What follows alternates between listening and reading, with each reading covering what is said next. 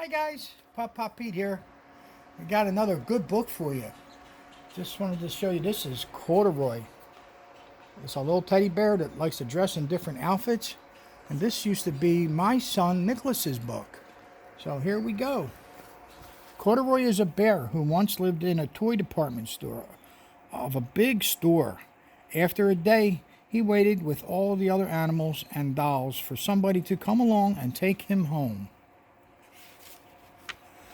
Oh, there's a lot of people in these stores. They're busy. The store was always filled with shoppers buying all sorts of things, but no one ever seemed to want a small bear in green overalls.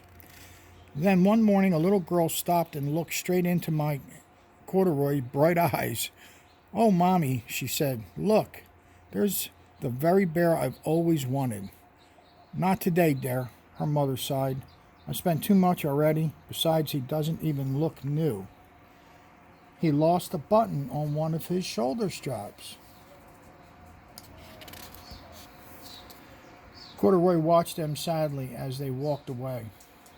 "I didn't know I lost a button," he said to himself. "Tonight I'll go and see if I can find it." Late that evening, when all the shoppers had gone home and the doors were shut and locked, Corduroy climbed carefully down from his shelf and began searching everywhere on the floor for his lost button. Suddenly he felt the floor moving under him. Quite by accident, had stepped onto an escalator, and up he went. Could this be a mountain, he wondered? I've always wanted to climb a mountain. He stepped off the escalator and reached the next floor, and there before his eyes was the most amazing sight. Tables and chairs and lamps and sofas, and rows of beds. "This must be a place," Corduroy gasped. "I guess I've always wanted to live in a palace." He wandered around admiring the furniture. "This must be a bed," he said. "I've always wanted to sleep in a bed." And up he crawled onto the large, thick mattress. All at once he saw something small and round. "Why, here's my button," he cried, and he tried to pick it up. But, like all the other buttons on the mattress, it was tied down tight. He yanked and pulled both paws until it popped off, and came the button, and off the mattress Corduroy toppled. Bang onto the tall floor lamp.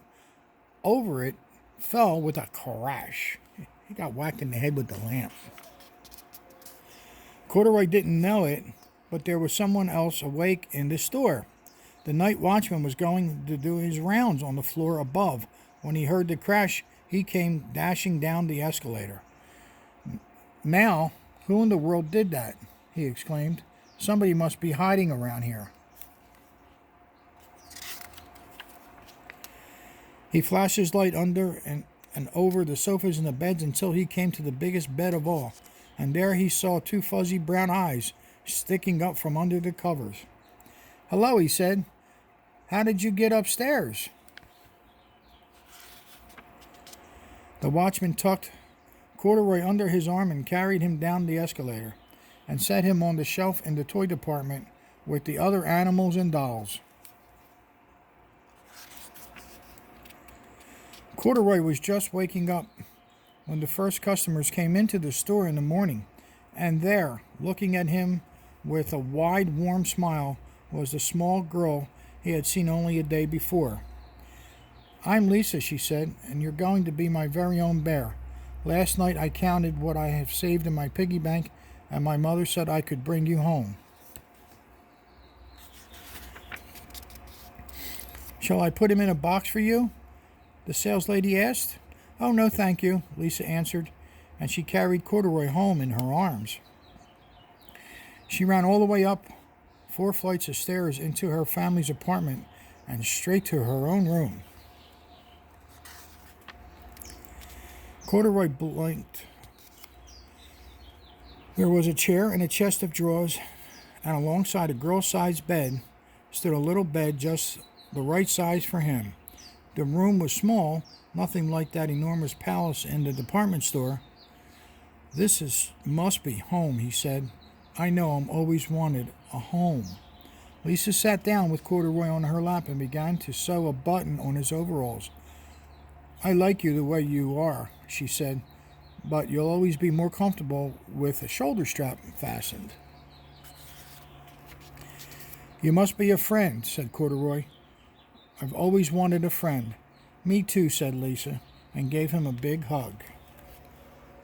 So, you just never know how you're going to meet your friends. And you just got to be nice to people. And then they're nice to you, and then that makes you made a friend. I miss you guys. Love you.